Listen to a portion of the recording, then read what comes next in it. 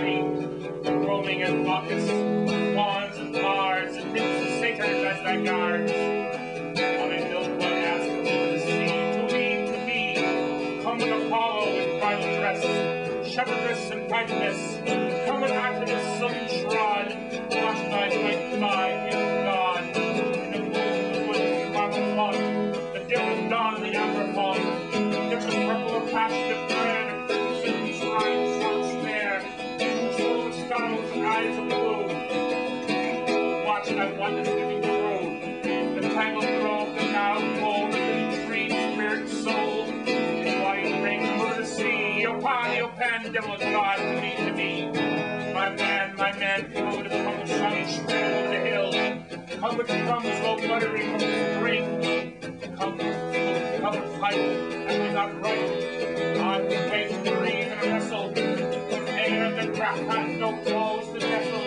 my body weary and empty glass, strong as the lion sharpens an ass, come, oh come, I am numb, the lonely rust of the devil drum, rusty sword, blade and better, all the power all together, give me the sign of the open eye, the token of reckless thigh, the word of madness and mystery, and Pan,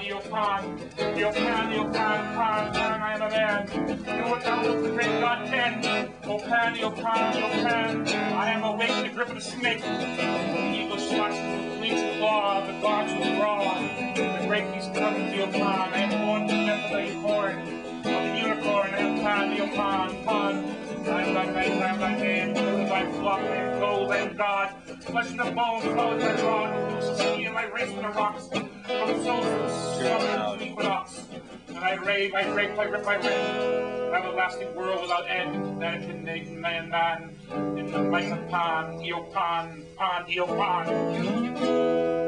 Spring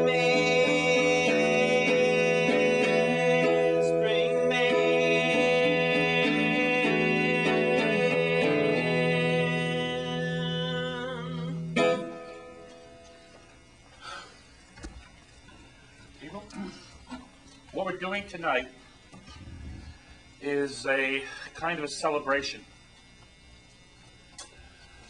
Back in 1909, which is about 78 years ago, we were given a book.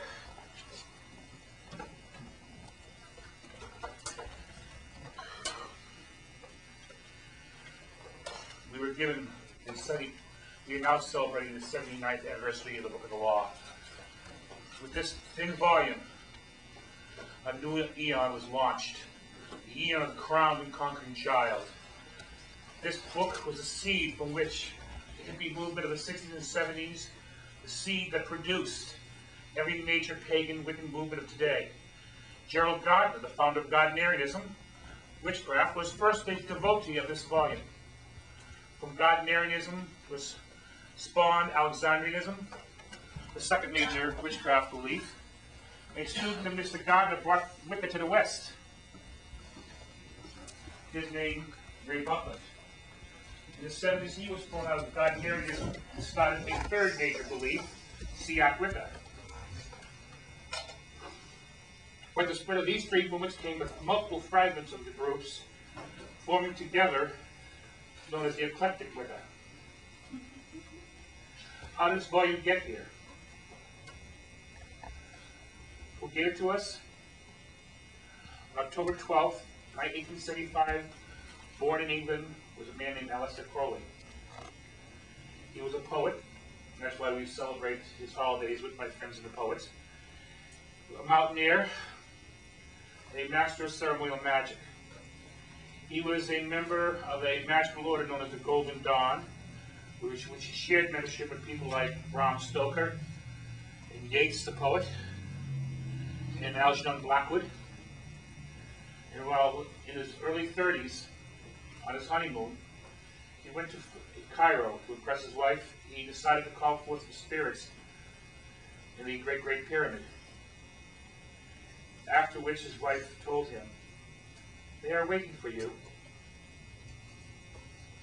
Not knowing who she was talking about, Aleister asked, "Who?" She said, "Horus." This shocked Aleister because His wife had never knew who Horus was, or had never studied Egyptian theology. And all that week she kept telling him how Horus wanted to talk to him. She gave him a ritual to perform on the equinox. And on the 8th of April that year, a superhuman intelligence gave him the first chapter of the Book of the Law, which we celebrate tonight. We are celebrating the goddess Nui. Now, one thing I want to make clear, we are not deifying Crowley. Crowley would have been very upset with any kind of idea of him being deified. He was just a poet who, let's say, got lucky. About what we had to say about his deification, he stated, this is a poem called The Convert, 100 years hence.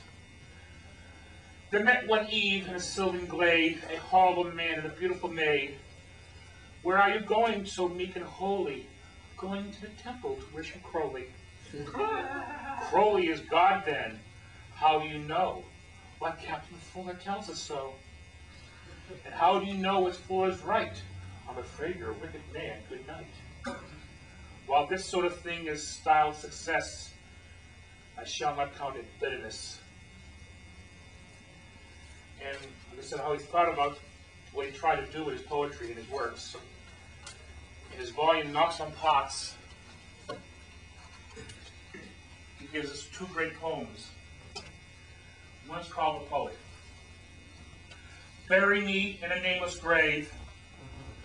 I came from God, the world to save. I brought them wisdom from above, worship and liberty and love. They slew me, for I did disparage, therefore religion, laws, and marriage. So be my grave without a name, earth shall swallow up my shame. And what do you think, what he thought of the people of his time? The religious fanatics? My favorite poem. One of the words is going to be changed. He writes this story about London, but it sort of fits Boston area. Before coming here tonight, I was informed how people have been calling this place, saying that a black mass was going to occur, that evil things were going to happen. This is for them who made those phone calls. St. Paul spoke up on a hill on Mars to empty-headed Athenians. But I'd rather talk to the stars than empty-headed Athenians. It's all too easy to form a cult, to cry a crusade, to revolt, but you won't get much of a good result of empty-headed Athenians. The people of Boston much resemble these empty-headed Athenians. I could very easily make them tremble, these empty-headed Athenians. A pitch of the Bible, a gallon of gas, I or any other guess ass, could bring our mystical moonlight mass, these empty-headed Athenians. And fine, I have precious little use, empty-headed Athenians. The birds I've snared should all go loose, they're empty-headed Athenians. I thought perhaps I might do some good, but it's 10 to 1 I should. And I doubt if I could save if I could, such empty-headed Athenians.